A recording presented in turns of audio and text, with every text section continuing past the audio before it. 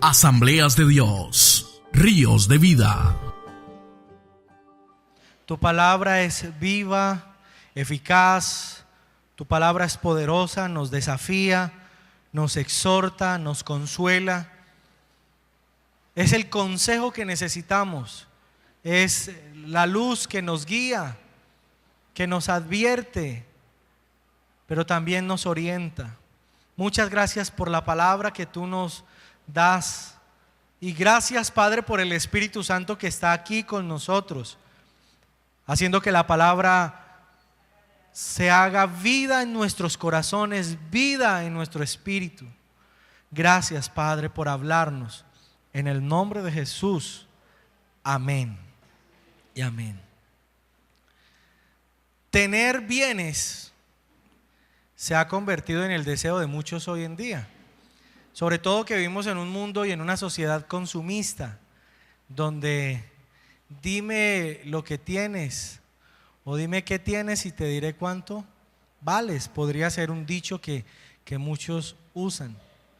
Hoy hay un afán por parte de los medios por llevarnos al consumo, aún de cosas que no necesitamos.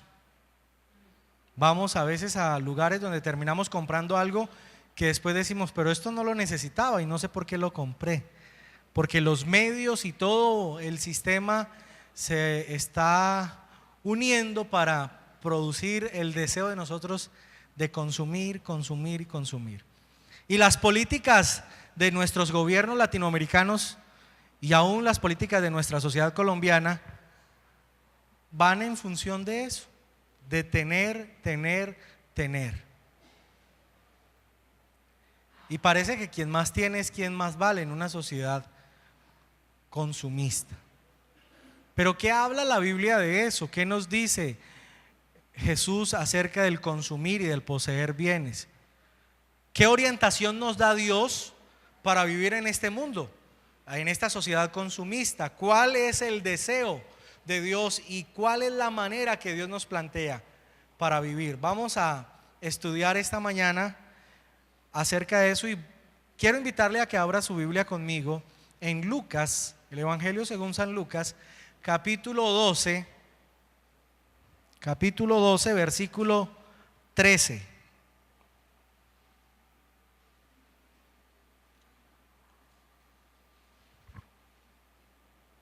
Cuando usted lo encuentre me puede decir.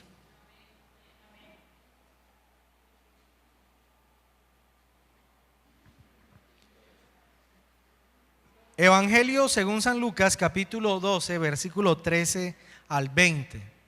Dice la palabra del Señor así. Vamos a leer a la voz de 3, 1, 2, 3. Le dijo uno de la multitud: Maestro, di a mi hermano que parta conmigo la herencia. Mas él le dijo: Hombre, ¿quién me ha puesto sobre vosotros como juez o partidor? Y les dijo: Mirad y guardaos de toda avaricia, porque la vida del hombre no consiste en la abundancia de los bienes que posee. También le refirió una parábola diciendo: La heredad de un hombre rico había producido mucho, y él pensaba dentro de sí, diciendo: ¿qué haré? Porque no tengo donde guardar mis frutos. Y dijo: Esto haré: derribaré mis graneros y los edificaré mayores, y allí guardaré todos mis frutos y mis bienes. Y diré a mi alma: Alma, muchos bienes tienes guardados para muchos años. Repósate, come, bebe, regocíjate. Pero Dios le dijo: Necio, esta noche vienen a pedirte tu alma, y lo que has provisto, ¿de quién será? Así es el que hace para sí tesoros y no es rico para con Dios. Las parábolas que se encuentran en el capítulo 12 de Lucas son parábolas que nos invitan a hacer un examen y una reflexión acerca de cuáles son las prioridades en nuestra vida. ¿Qué es primero? cómo debemos administrar las cosas que Dios nos ha dado. Y esta parábola nos está hablando de prioridades, pero está hablando a un hombre el cual hace una propuesta a Jesús. Y esta parábola surge en un diálogo que Jesús tiene con un hombre de la multitud. Y yo quiero que observemos el diálogo para entender el contexto en el que se da la parábola. Versículo 13 y 14. Le dijo uno de la multitud: Maestro, di a mi hermano que parta conmigo la herencia. Vamos a mirar estos versículos de una manera clara para entender el contexto. Este hombre de la multitud lo llama maestro, y esto tiene una intención. Maestro, la palabra usada acá maestro es rabí, y eso significa que cuando este hombre le dice rabí a Jesús, le va a hacer una pregunta que los maestros de la ley pueden responder, porque ellos, aunque son maestros de la ley, maestros religiosos, tienen injerencia en casos jurídicos. Por eso este hombre le hace una pregunta a Jesús como maestro y le dice: Maestro, di a mi hermano que parta conmigo la herencia. Lo más seguro es que el hermano de este que pide partir la herencia es el hermano mayor, porque al morir el padre, el hermano mayor es quien tiene ahora la autoridad de la herencia. Y él se acerca a Jesús para pedirle que le dé un juicio, una sentencia, que le haga justicia, porque él necesita que la heredad se le entregue. Así que se refiere a Jesús como maestro, porque los maestros de la ley hacían eso, pero no todos. Y Jesús no está puesto como maestro. Por eso el versículo 14 dice: Mas le dijo: Hombre, ¿quién me ha puesto sobre vosotros como juez o partidor? Jesús no acepta que el hombre lo ponga como juez ni como partidor, porque Jesús no vino para partir, Jesús vino para repartir. Y él no se deja encasillar en ese rol de juez. Pero la respuesta que Jesús da en el versículo 15 desnuda la intención del hombre. El hombre no aborda a Jesús simplemente porque quiere que se le haga justicia o quiere una sentencia. El hombre aborda a Jesús porque hay algo en su corazón que Jesús desnuda en el versículo 15. Lean conmigo. Y les dijo. Ahora, no se refiere a uno solo, no responde a él, no dice le dijo, sino les dijo. Algunos asumen que pudo haber dado respuesta a los dos hermanos que estaban en la disputa. Otros dicen que pudo haber dado respuesta a la multitud. Lo cierto es que Jesús quiere establecer un precedente y desnudar la intención de este hombre que está en la multitud haciendo una petición. Y les dijo: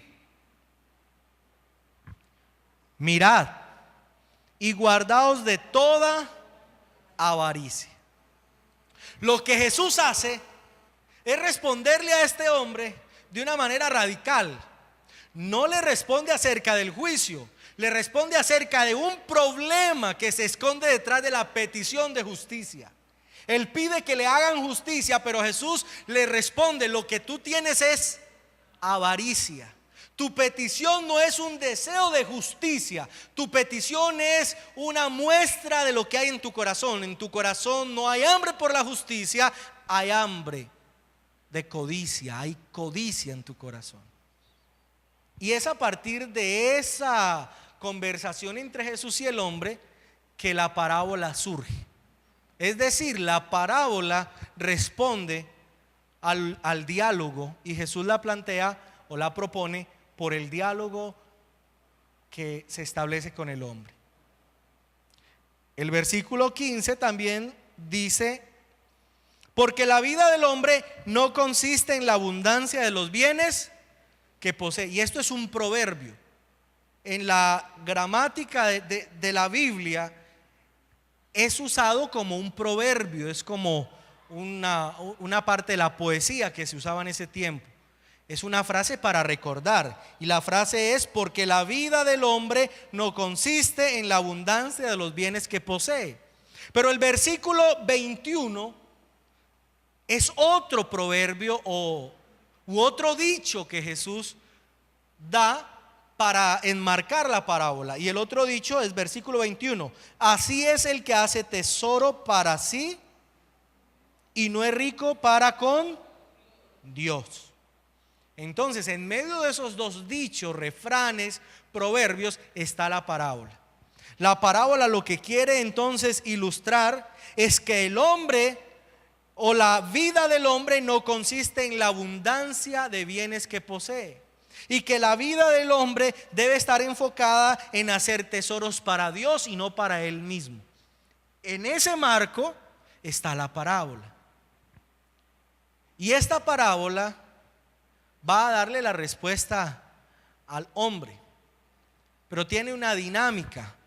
Es una historia que va llegando a un clímax, y quiero que a partir de ese desarrollo de la parábola podamos entender lo que Dios habló a ellos y lo que Dios hoy nos habla para aplicarlo a nuestras vidas. Entonces vamos a ver la parábola. Les invito a que lean conmigo a partir del versículo 16.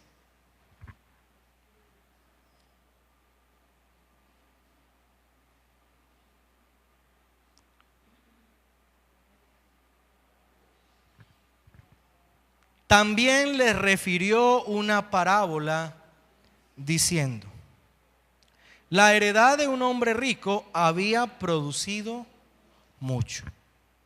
La Biblia Dios habla hoy dice de la siguiente manera: entonces les contó esta parábola. Había un hombre rico cuyas tierras dieron una gran cosecha. La parábola está hablando de una gran cosecha, una cosecha que se salió de lo proyectado por el hombre rico. Esa superproducción, esa gran cosecha no había sido planeada ni había sido preparada. Es decir, la dimensión de la cosecha sobrepasó lo que él esperaba. No dice la parábola, como esperaría normalmente un judío, que la superproducción o la gran cosecha se deba al trabajo del hombre, a lo bien o a lo buen patrón que es, porque les paga a los trabajadores lo correcto y por lo tanto Dios le recompensa por algo que él ha hecho. No, la parábola simplemente dice que hubo una gran cosecha, que las tierras de aquel hombre dieron una gran cosecha, una cosecha que él no esperaba. Y la escritura es clara que lo que uno recibe y no lo espera simplemente es gracia. Entonces esta cosecha tan grande que se salía de los planes y los proyectos del hombre no es otra cosa que la gracia de Dios que se manifiesta a través de una superproducción. El versículo 17 lo permite entender mejor. Mire lo que dice: y él pensaba dentro de sí diciendo: ¿qué haré? Porque no tengo dónde guardar mis frutos. La Biblia Dios habla hoy, dice: el rico se puso a pensar. ¿Qué haré?, se preguntó. No tengo dónde guardar mi cosecha. Es decir, que la cosecha sobrepasó las expectativas, lo que él esperaba. Y ahora está pensando: ¿dónde voy a guardar mis cosechas? Pero la parábola, entendida en la cultura oriental judía de los campesinos de Medio Oriente, le permite a uno entender algo diferente a nuestra cultura. Culturalmente para nosotros está bien que él reflexione y planee qué voy a hacer.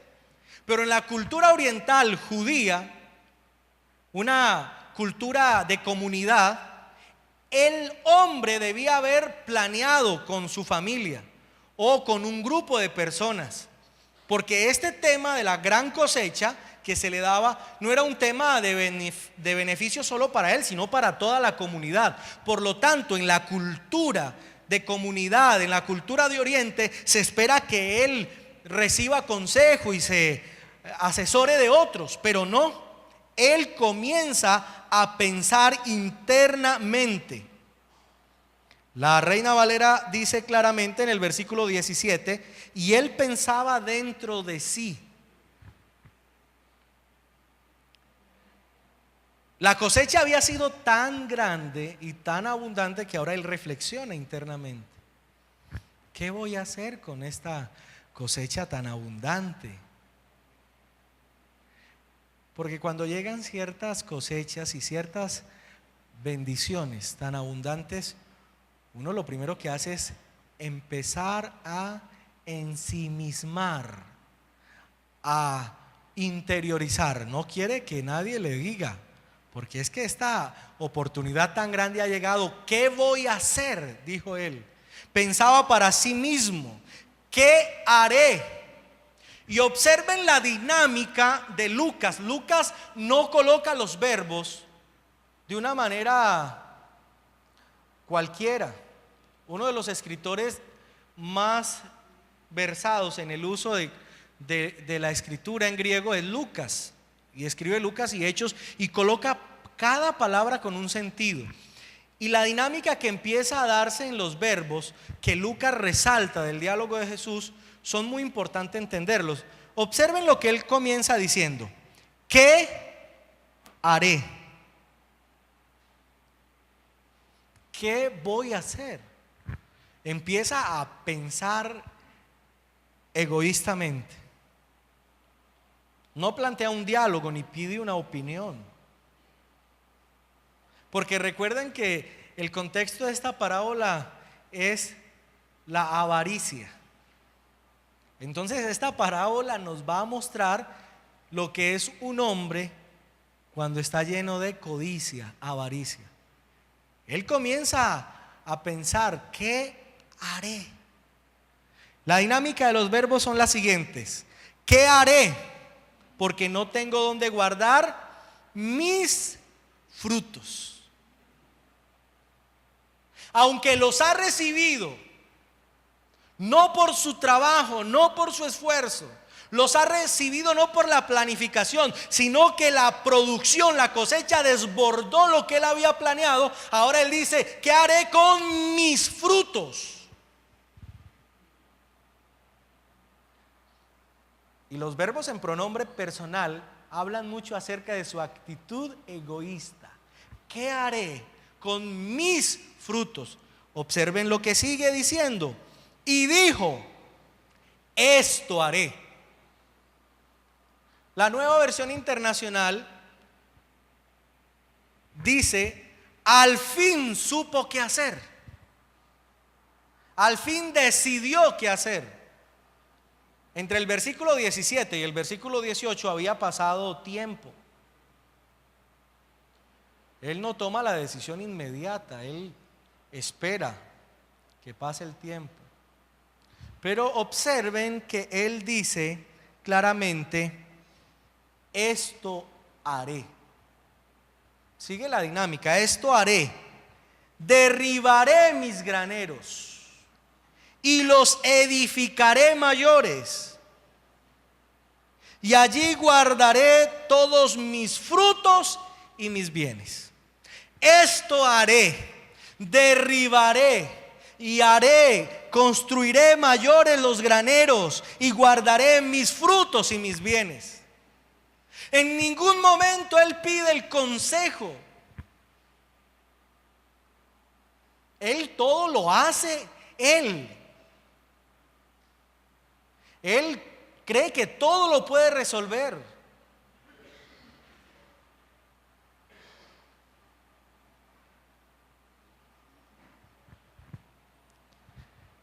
El reflejo de este hombre de la parábola es el reflejo de la sociedad en que vivimos, donde cada hombre, mujer, excluye a Dios de sus planes. Donde cada persona planea por sí sola y no tiene en cuenta a Dios. Él excluye a Dios. Él cree que sus planes y su esfuerzo lo van a ayudar a aprovechar esta gran cosecha. Y no está mal que planee. Planear es fundamental. Pero el tema aquí es que él planea, pero se le olvida tener en cuenta a Dios en sus planes. No está mal que planeemos. Lo que está mal es que al planear nos olvidemos que no es lo que yo pueda hacer, sino lo que Dios me dice que haga. El versículo 9 dice: y diré a mi alma, alma, muchos bienes tienes guardados para muchos años. Repósate, come, bebe y regocíjate. Las necesidades, ¿no? Básicas. ¿Quién no quiere estar reposado? ¿Quién no quiere comer y beber bien?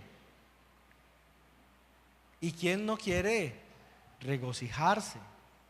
No está mal. Pero está mal cuando se quiere llegar a esos beneficios excluyendo a Dios de mis planes, de mi vida, simplemente por la codicia, que me invita a tener y a amontonar, que me invita a pensar egoístamente: esto haré, derribaré y construiré mayores graneros para mis frutos y mis bienes.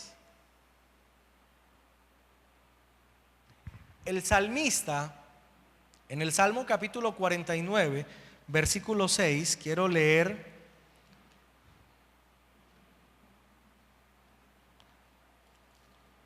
Ya planteaba este problema.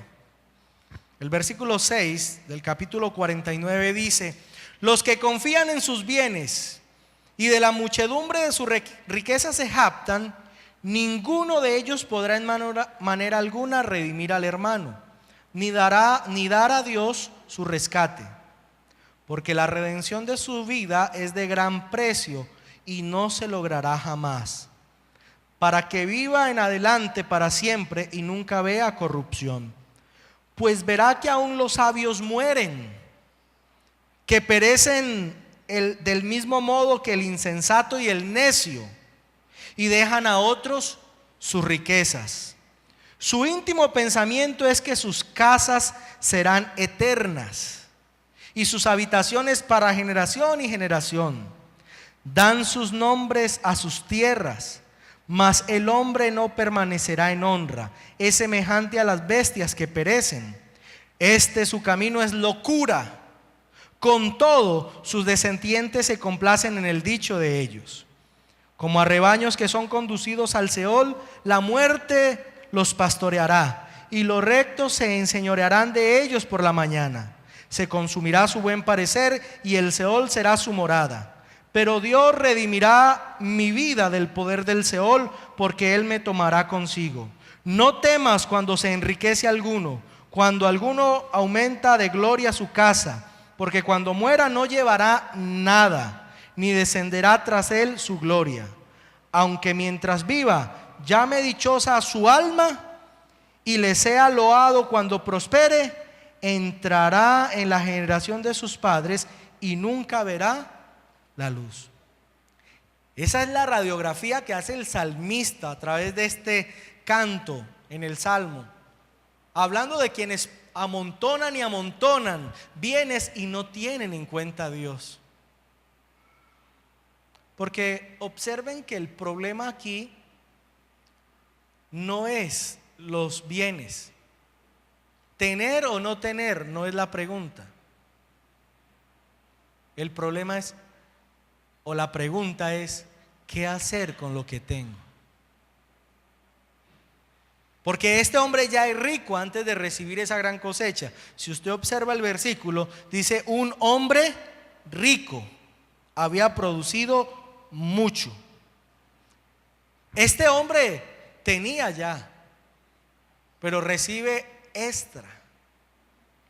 Y el tema no es si está bien que él tenga o no. El tema es cómo administraba lo que tenía.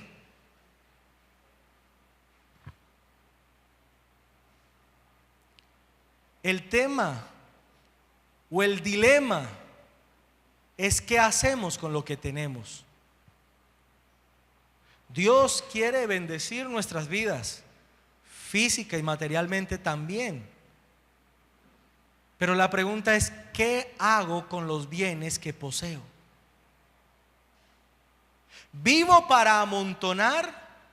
¿Vivo para consumir en un mundo consumista que me ofrece y me vende cosas que no necesito?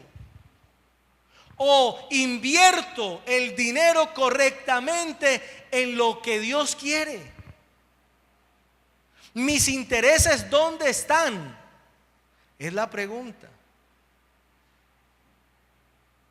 Porque la vida del hombre, dijo ya Jesús en el versículo que leímos al principio, no consiste en la cantidad de cosas que tiene.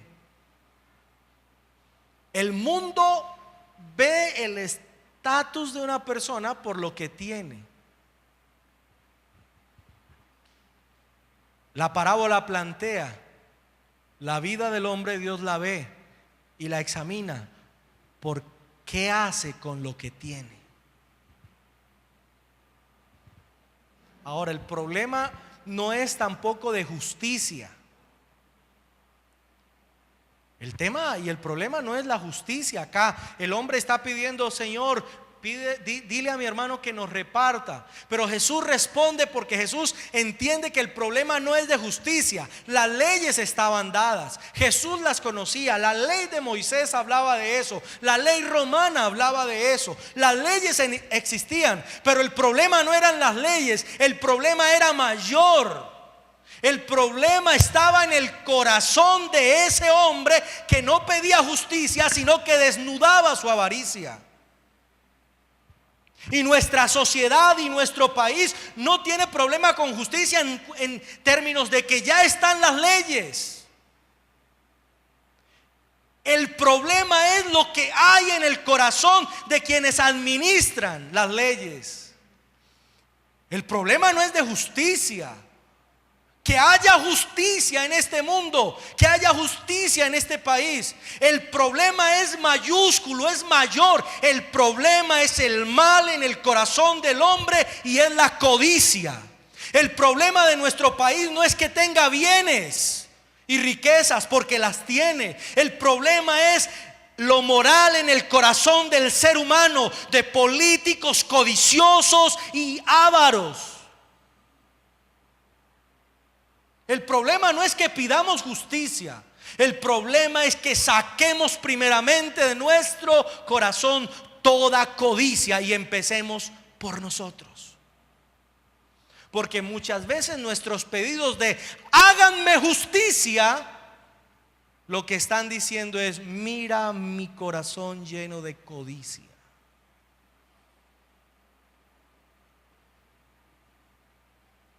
Colombia está viviendo lo que está viviendo en cuanto a contratación y despilfarro de dineros por corazones de hombres codiciosos.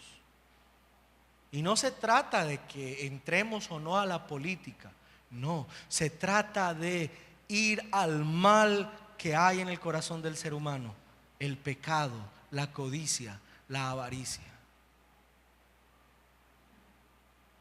Versículo 15, empieza la parábola, pero observen lo que el hombre de la parábola comienza a decir.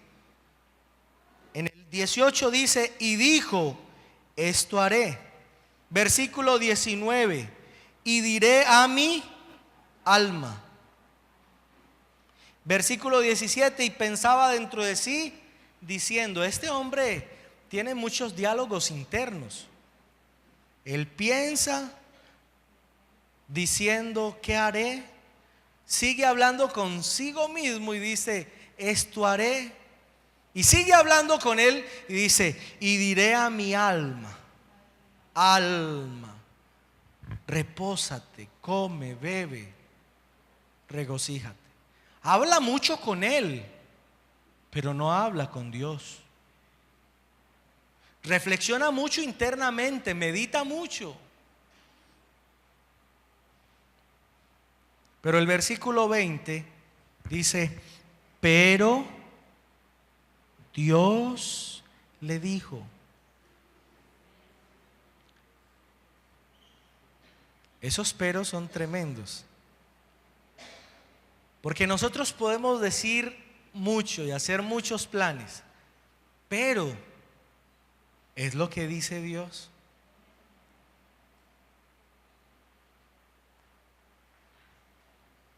Pero Dios le dijo, necio. Hay 4 palabras en griego que son sinónimas de necedad. Una da la idea, traduciéndola literalmente al español, de tonto. La otra sería como decir bobo. La otra necio, sin razón. Y la última estúpido, más fuerte. De las 4, la palabra más fuerte es la que usa Lucas acá. Es decir, que si fuéramos a traducir más literalmente el texto, diría, pero Dios le dijo, estúpido.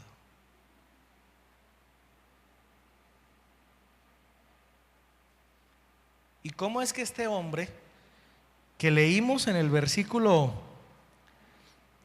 16 es un hombre rico, termina siendo un necio en esa proporción? Hay una razón. Cuando este hombre determina planear sin tener en cuenta a Dios, él se convierte en un necio. Nuestra sociedad camina hacia la necedad, hacia la estupidez, si no tiene en cuenta a Dios.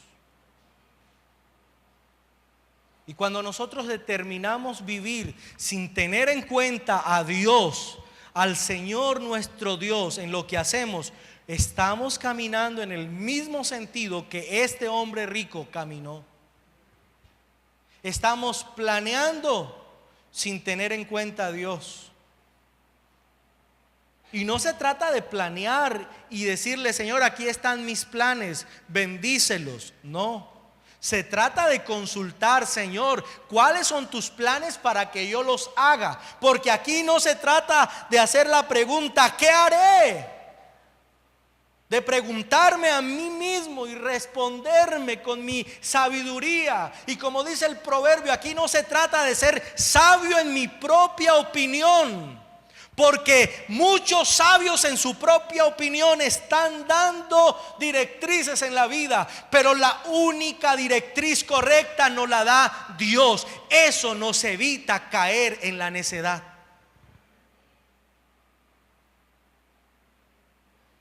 Pero le dijo Dios, necio, esta noche vienen a pedirte tu alma. El que en el versículo 19 ha dicho, y diré a mi alma, alma. Ahora Dios le dice, tu alma te la van a pedir, porque aún tu alma es un préstamo, no es tuya. Entonces, si valoras tu alma, entiende que tu alma es un préstamo, que te la piden cuando Él quiere. Si nuestra vida es un préstamo, estamos aquí sentados por un préstamo de Dios. Y estás aquí como estás por un préstamo de Dios. Así que eso ya es un motivo para decir: Señor, gracias. Porque no se trata de qué haré con mi alma. Le daré reposo a mi alma, le daré alimento a mi alma, le daré gozo a mi alma. No se trata de eso, porque el alma Él la dio, Él la sostendrá. El reposo para el alma viene de Dios. El alimento para el alma viene de Dios. El regocijo para el alma viene de Dios.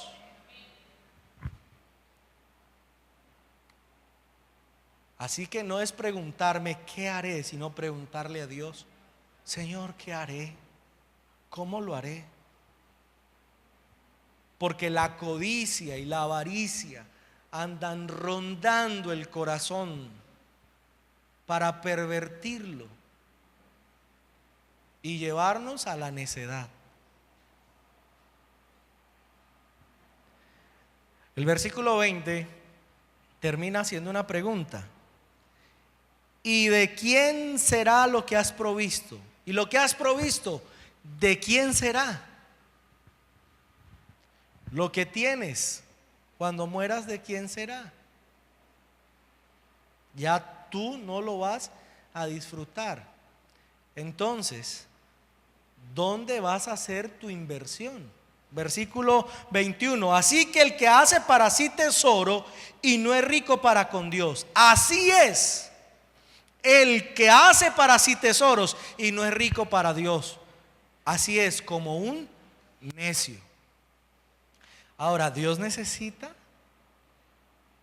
porque dice: y el que no es rico para con Dios. ¿O de qué se trata esto? Pues si entendemos que todo nos lo ha dado Dios, debiéramos vivir entregando nuestra vida toda a Dios y con nuestros bienes sirviendo a Dios. Entonces, como dije, el tema no es si tienes, el punto es qué haces con lo que tienes.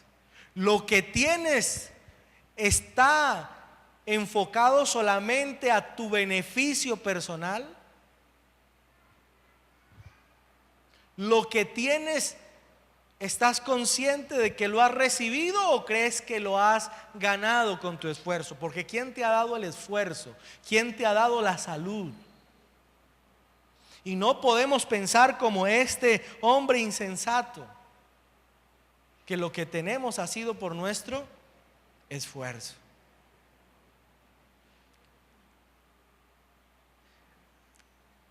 El capítulo 12, el versículo 22, nos habla del afán y la ansiedad. Y precisamente empieza diciendo: por tanto os digo, relacionando y conectando con la parábola. El versículo 22 dice: dijo luego a sus discípulos, ¿luego de qué? De la parábola del rico insensato.